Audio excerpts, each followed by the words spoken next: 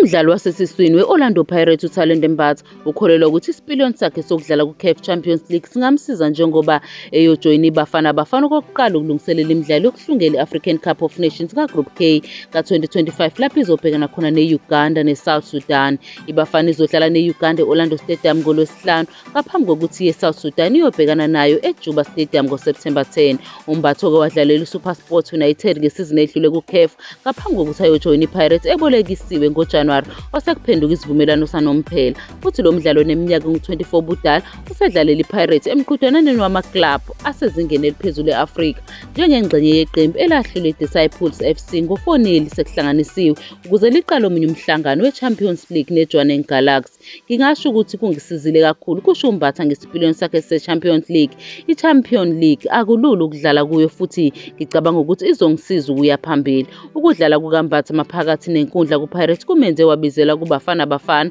akuchaze njengephupho. Ukusebenza kanzima kwehlula ithalente kusho lo mdlali. Uma usebenza ngokuzikhandla kanjani kuyavuza. Njengoba ungaba nethalente uma ungasebenzi ngokuzikhandla kukhona okushodayo. Abangu-20 kwabangu-23 beBafana babuthene eDobsonville izolo ntambama kanti kulindeleke ukuthi umgadli we-experience u-Elias Mokwana bekulindeleke ukuthi atheleke kuleli ngasekupheleni kwalolo suku.